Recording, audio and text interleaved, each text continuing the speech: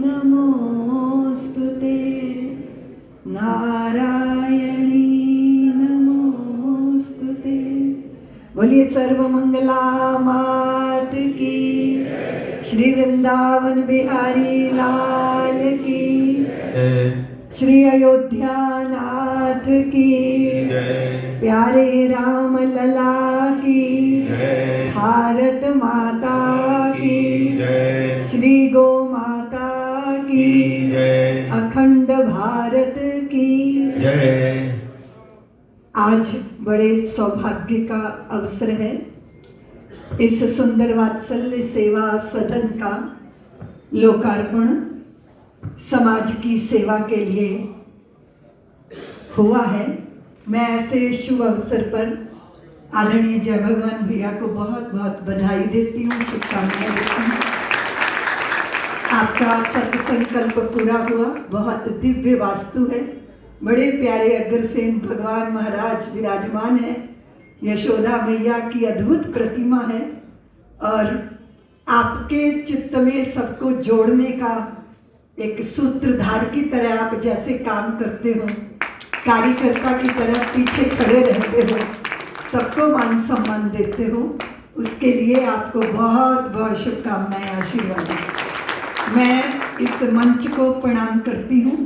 अभी अभी हम जिनकी वाणी को सुन रहे थे, कैसी भावपूर्ण एक गंगा की धार की तरह बहती वाणी हमारे हृदय में रामत्व को, राम भाव को, हमारे कर्तव्य बोध को और हमारे सामने जो चुनौतियां हैं उनको स्वीकार करने की प्रेरणा देती वाणी आदरणीय भाई आलोक जी की वाणी को हम अभी श्रवण कर रहे थे। इस मंच पर बहुत प्रतिष्ठित उपस्थिति है। आदरणीय श्रद्धेय आदरणीय बजरंग लाल जी, वे यहाँ विराजमान हैं। वे विराजमान हैं तो हमारे हृदय में राष्ट्रीय स्वयंसेवक संघ का तप, उसकी निष्ठा, अपरिग्रही अनिकेतन होकर भी राष्ट्र धर्म को सर्वोपरि मानकर हमेशा परिव्रजन में जो तरुण लगे रहते हैं, उन सबकी प्रेरणा हमारे चित्त में आती है। जीवन भर का सुवर्ण देकर भी करता मन, दे दूं कुछ और अभी, इस भाव के साथ हमेशा देना है। और मैं अक्सर कहा करती हूँ कि जो बटोरा जाता है वो विषाद होता है और जो बांटा जाता है वो प्रसाद होता है। अपनी योग्यता हो, अपनी प्रतिभा हो, अपने गुण हो, अपनी कोई सामर्थ्य हो, राष्ट्र देव के चरणों में अर्पित होनी चाहिए। यही संस्कार हमें राष्ट्रीय स्वयंसेवक संघ की उस भाव में, उस संस्कार में प्राप्त होते हैं। इस क्षेत्र के विधायक हमारे विजेंद्र भैया यहाँ विराजमान हैं, आदरणीय नंद किशोर अग्रवाल जी यहाँ विराजमान हैं, त्रिलोकीनाथ भैया विराजमान हैं, सुभाष जी जिन्होंने इतनी सुंदर सृष्टि खड़ी की, नेचुरोपैथी का एक बड़ा उन्होंने एक बड़ा प्रकल्प खड़ा किया उधर यमुना पार के क्षेत्र में। उनके सभी साथियों को भी यहाँ जितने भी, जिनका सबका तो नाम नहीं ले पाऊंगी, लेकिन मैं जितने भी यहाँ धर्म प्रेमी बंधु भगिनी विराजमान हैं, आप सबको अयोध्या के इतने भव्य मंदिर और राम लला के आगमन की बहुत बहुत बधाई देती हूँ। आदरणीय आलोक भैया ने कहा कि राम आ गए पर रामत्व हृदय में चाहिए। अंतिम व्यक्ति के चेहरे पे मुस्कान लानी है, वो हमारा कर्तव्य है। बहुत आतुर होकर, व्याकुल होकर गुरु ने हाथ पकड़ लिया था। जब गुरुकुल से विदाई हो रही थी तो राम जी का हाथ पकड़ लिया था और कहा था, आप तो युवराज पद पर अभिषिक्त हो जाएंगे, तब मैं आपको दूर दूर देखूंगा, दूर से ही देख पाऊंगा, न छू पाऊंगा, न गले लगा पाऊंगा, क्योंकि आप इतने ऊंचे आसन पर होंगे और मैं प्रजा के बीच में खड़ा होऊंगा। आंखें तृप्त होंगी पर जब तक आपको आलिंगन में ना बांधूंगा, हृदय कैसे तृप्त होगा।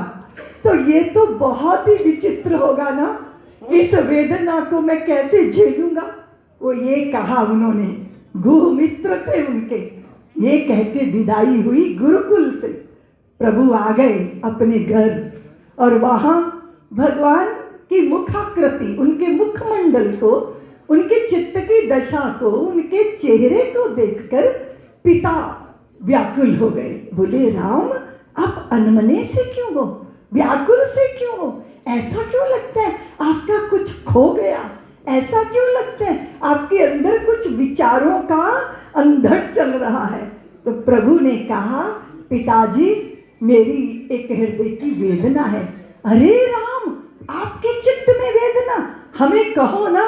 तो फिर मेरा निवेदन है, आप मुझे युवराज पद पर अभिषिक्त करोगे, पर मैं उससे पहले अपने मित्र गुह को श्रृंगवेरपुर का राजा देखना चाहता हूँ।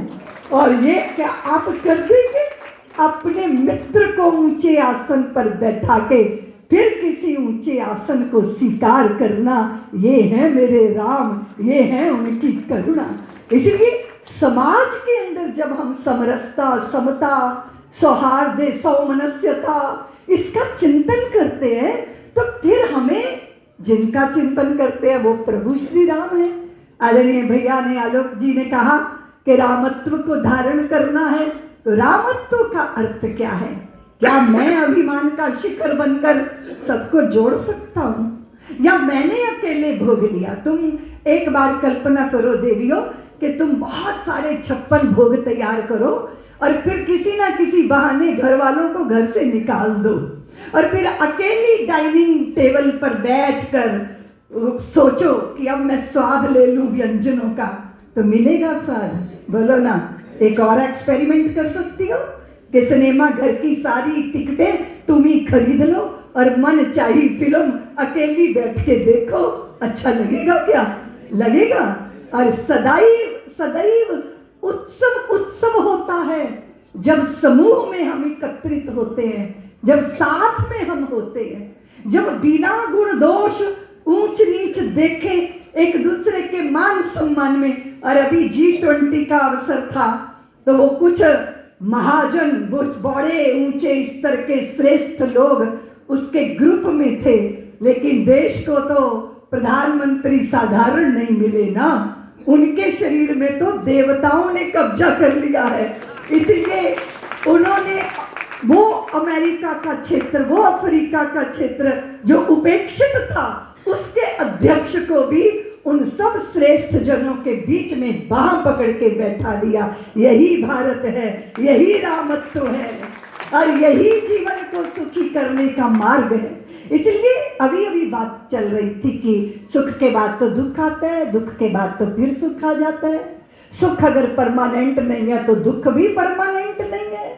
आप देखो, जिसको पाके सुखी होते हो बाद में उसी के कारण दुखी होते हो कि नहीं? हम लोग कहा करते हैं कथा में कि जब घूंघट उठाता है दुल्हन का अपनी पत्नी का, तो पहले दिन तो वो चंद्रमुखी जैसी दिखती है, थोड़े दिनों में वो सूरजमुखी हो जाती है, 2-4 साल बीतते हैं कि वो ज्वालामुखी जैसी नजर आने लगती है और बंदा फिर कहता है यार मुझे अंतर्मुखी होना है, कोई रास्ता बता दो। तो उसने कहा भैया कि विवाहितों को कैसे पहचाना जाता है? तो उसने कहा कि भैया वो स्त्री जिसके गले में मंगलसूत्र लटका हो समझो वो विवाहिता है, और पुरुष जिसका मुंह लटका हो समझो वो विवाहित है। ये दुनिया जब खिलौना है, मिल जाए तो मिट्टी है, ना मिले तो सोना है। यहाँ कौन है जो सदा के लिए सुखी हुआ?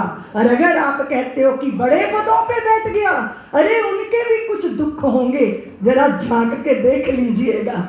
और अगर बहुत बड़ा हो गया तो सबसे पहला दुख यही है कि जो शिखर होता है ना वो दूर से दिखता है, लेकिन उसकी नियति होती है कि वो अकेला होता है। शिखर की ये नियति होती है कि वो अकेला होता है। इसलिए इस जगत के अनुमान के साथ अगर आप सोचो सदा सुखी, तो ये भ्रांति है, ये बेवकूफी है, ऐसा कभी हो नहीं पाता। इसलिए आओ, प्रभु ने कहा आओ, चलो हम आपको एक नई दिशा में ले चलते हैं। हर समय खुशहाल रहना कोई हमसे सीख ले, सब में रह के अलग रहना कोई हमसे सीख ले, झंझटों से भाग जाना चाहे जिससे सीख लो, पर झंझटों में रह के बचना कोई हमसे सीख ले। औरों की आंखों में आने के लिए सब सज रहे, पर आंख अपनी में समाना कोई हमसे सीख ले। आंख गैरों से लगाना बच्चा बच्चा जानता, पर आंख अपने से लगाना कोई हमसे सीख ले। जीते ही जी बचाने के लिए सब वैद्य हैं, हर समय मर मर के बचना कोई हमसे सीख ले।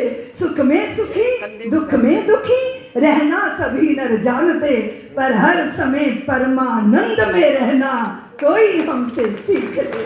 और अगर परमानंद को जीना है तो वस्तु, व्यक्ति, परिस्थिति, देश और काल ये आपको दे नहीं सकता। समय बदलता है, चढ़ता है तूफान, कभी तो कभी उतरता है, और उतरा हुआ तूफान कभी चढ़ जाता है। जो आज मित्र हैं कल शत्रु होते हैं, जो आज प्रिय लगते हैं वो कल दुश्मन लगते हैं, जो आज अमृत लगता है वो कल जहर लगने लग जाता है। परिवर्तन इस जगत का नियम है, लेकिन इस परिवर्तनशील जगत में कुछ अपरिवर्तनीय है। वो क्या है? वो है वो राम तत्व, जिसके साथ जुड़ते हैं हम तो फिर पगों में नृत्य होता है, आंखों में खुमारी होती है, बिना पिए ही मस्ती चढ़ती है। जाम पर जाम पीने से क्या फायदा, रात को पी सुबह को उतर जाएगी। अपने मोहन से ऐसी तू नजर मिला, सारी उम्र नशे में गुजर जाएगी। और हाँ, अगर कुछ लक्ष्य बना लिया, लक्ष्य बनाया, राम जन्मभूमि पे भव्य मंदिर बनना चाहिए। विश्व हिंदू परिषद को मार्गदर्शक के संतों ने कहा कि मंदिर बनना चाहिए। न जाने कितने मरजीबड़े, न जाने कितने वो परवाने बनकर प्रभु श्री राम की उस दीपक पर मंडराने लग गए। 5 तारीख को किसी पत्रकार ने कह दिया, अखबार में लिख दिया वाराणसी के क्षेत्र में, कि इस ढांचे का तो भगवान ही मालिक है। जब ये सुना 5 तारीख को पढ़ा, संगठन की योजना थी कि वही रहना है, वाराणसी में ही रहना है, इधर आ नहीं सकते, लेकिन मन नहीं माना। रात्रि कोई गाड़ियां उठा के साधन और पूरे के पूरे 5 तारीख की रात को अयोध्या लोग पहुंच गए। मेरे को ये संस्मरण किसने सुनाया? आजकल वो लक्ष्मण जी, आजकल वो कहीं के राज्यपाल महोदय हैं, क्योंकि मेरी सभाओं का तब वो जो योजना बनाते थे। सारी रात चल चल कर लोग पहुंचे, सारी रात यात्रा करके लोग पहुंचे। उस सामने चुनौती दे रहा था, लेकिन जिनको चुनौती दी उन्होंने उस चुनौती को स्वीकार कर लिया। और फिर देखते ही देखते वो कहाँ विदा हो गया पता ही नहीं चला। हमारे हृदय से भाव जागा। लो नमस्कार भूगोलों के, अभिनंदन लो पातालों के, लो 7 सागरों के प्रणाम, पद बंदन लो आकाशों के। तुमने ही पूरी अयोध्या की खोई गरिमा लौटाई है, और समर बांकुरे राघव के तुमको 100 बार बधाई है। जो कील अवध के सीने में, जो कील अवध के सीने में सदियों से पड़ी खटकती थी, कसकती थी, लज्जित थी पीढ़ी दर पीढ़ी, जीवन को शाप समझती थी। तुमने झटके से खींचू से फेंका सरयू के पानी में, फिर जग ने देखा एक बार बढ़ता ज्वार जवानी में। हम केवल नहीं भजनीय हैं, ये बात उन्हें समझाई है, और समर बांकुरे राघव के तुमको 100 बार बधाई है। राघव के धनंजय थे, माधव के धनंजय थे। लोगों ने कहा वो राजनीति थी, मैंने कहा वो अस्तित्व नीति थी। अपने अस्तित्व, अपने गौरव, अपनी प्रतिष्ठा, अपनी आस्था की रक्षा के लिए 500 साल तक अपने पुरखों के बलिदान के लिए जिन्होंने कहा हम प्राण न्यौछावर करेंगे, वो राजनीति करने नहीं गए थे, वो राम की क्षमा पर परवाने जलने गए थे, जिनके कारण आज हमने उस भव्य मंदिर को देखा। फिर देखो आप, फिर देखो देवियों, भारत की देवियों के त्याग को देखो। अपने अंगूठे को काट रही है, उसके रक्त से अपने पुत्र के माथे पे तिलक कर रही है। जा पुत्र, मेरी कोख सार्थक हो जाएगी। हमने ग्रंथों में तो पढ़ा था, हमने कहानियों में तो पढ़ा था, लेकिन हमने अपनी आंखों से ये दृश्य देखा। कलयुग की देवियों ने, कृतयुग की देवियों ने अपनी मांग के सुहाग न्योछावर किए हैं। बेटियों बहनों ने अपनी राखी बांधने वाली उन कलाइयों को समर्पित किया रामलला को। ये साधारण नहीं था, ये असाधारण था। और ऐसी साधना कभी असफल होती नहीं, उस सिद्धि के द्वार पर जाती है। याद रखना बंधु भगिनी, मेरे पुरखों ने निरंतरता बना के रखी, माथा झुकता रहा, क्योंकि मूर्ति खंडित भी हो जाए तो हमारे लिए वो स्थान खंडित नहीं होता, वो देवताओं का ही होता है। इसलिए परिक्रमा कर करके कार्तिक की पूर्णिमा आएगी, रामनवमी आएगी, परिक्रमा कर करके उस जमीन को धसा देने वाली श्रद्धा मेरे भारतीय, मेरे पुरखों में रही है। और स्मरण रखिएगा, किसी ने कहा रितंभरा पत्थर जड़ गए, नक्काशी से बन गया भव्य मंदिर। वो पत्थरों का मंदिर नहीं है, उसका जो शिखर है वो मेरे पुरखों की तपस्या है। उसका जो कलश है मेरे कार सेवकों का तप है। उसके जो स्तंभ है वो हमारी प्रतीक्षा है। उसका जो मंडप है वो हमारे सपने हैं। और उसका जो गर्भगृह है वो सदियों की व्याकुल प्रतीक्षा है, जिसमें राम जी बैठे हैं। किसी ने कहा अभी शिखर नहीं बना, मंदिर अधूरा है। ये ऐसी हड़बड़ी में रामलला की प्रतिष्ठा कर रहे हैं चुनाव के चक्कर में। ये मंदिर अभी अधूरा है। मैंने कहा जहां पूर्ण राम आ जाते हैं वहां अधूरा कुछ रह ही नहीं जाता। भीतर मंदिर पूर्ण, बाहर भी पूर्ण होगा। हाँ, चढ़ेंगे शिखर, बनेंगे कलश, चढ़ेंगे ध्वज भी सज जाएंगे, शनै शनै सारे शोभन जड़ जाएंगे। अंतर मंदिर पूर्ण, बाहर भी पूर्ण होगा।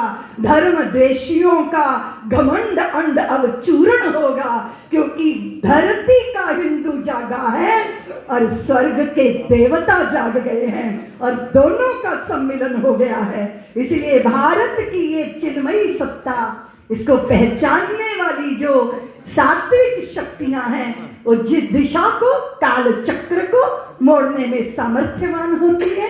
हमने वो भव्य दृश्य देख लिया।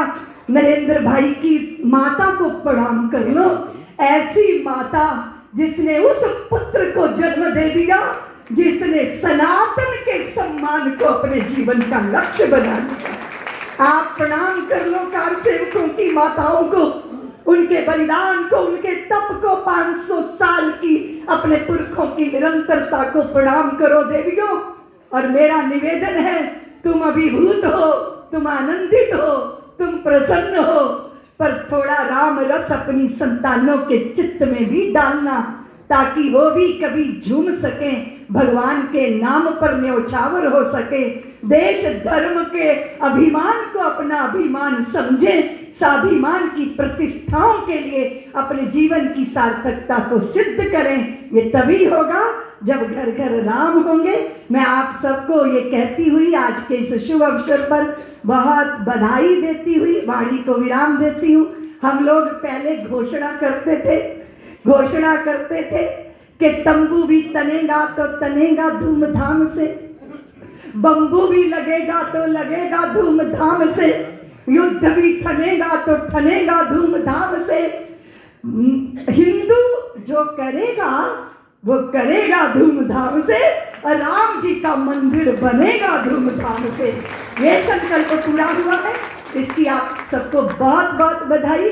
आदरणीय आलोक भैया ने सही कहा, यूं मत बोलो कि भविष्य में ऐसा नहीं होगा, क्योंकि भविष्य में बार बार ऐसा ही होगा। हम अपने खंडित स्वाभिमानों की पुनः प्रतिष्ठा करेंगे, और हम बहते रहने वाले लोग हैं। जो प्राप्त है उसमें मगन नहीं होना, जो अभी प्राप्त करना है उसके लिए सक्रिय रहना है। इसीलिए एक बात कहती हुई, समय की बात दिल को चुभती है। अगर समय की इज्जत हमने की होती तो 111 साल तक ध्वस्त काशी का मंदिर 111 साल तक इंतजार करता रहा। एक अहल्याबाई होलकर ऐसी देवी का जिसने अपने प्रजा का धन नहीं, जिसने अपने खजाने का धन नहीं, जिसने स्त्री धन को उन्हें प्राप्त होने वाले अपने धन को उस मंदिर को अर्पित किया था। अगर जल्दी करते तो माननीय अशोक सिंघल जी, आचार्य गिरिराज किशोर जी, विष्णु हरि डालमिया जी, परमहंस रामचंद्र जी और यूपी के मुख्यमंत्री, उनके पिता, उनके गुरु पिता महंत अवैधनाथ जी, न जाने कितने लोग इस दृश्य को देखते। मुझे मलाल नहीं है, लेकिन समय की बात है ना, समय सीख सुनहरी पुरखों की रखना हरदम याद, किया वक्त बर्बाद जिन्होंने हुए वही बर्बाद। कठिन काल में वीर कभी भी पीठ नहीं दिखलाता, या तो हंसा मोती चुगता या भूखा मर जाता। शुभ कर्मों के बिना कभी भी हुआ नहीं निस्तारा, जीत लिया मन जिसने उसने जीत लिया जग सारा। इस दुनिया का सार एक है, नित्य आवाज रवानी, अपनी राह बना लेता है खुद ही बहता। इसलिए प्रवाह, निरंतरता, लगातार आंधियां चलेंगी, लगातार धर्म के दीप प्रज्वलित करने होंगे। मैं आपको इस शुभ अवसर पर मंच की गरिमा को प्रणाम करती हुई आदरणीय जय भगवान भैया के संकल्प की पूर्ति के अवसर पर सबको बधाई देती, वाणी को विराम देती। जय जय श्री राम। दोनों हाथ उठा करके बोलेंगे जय जय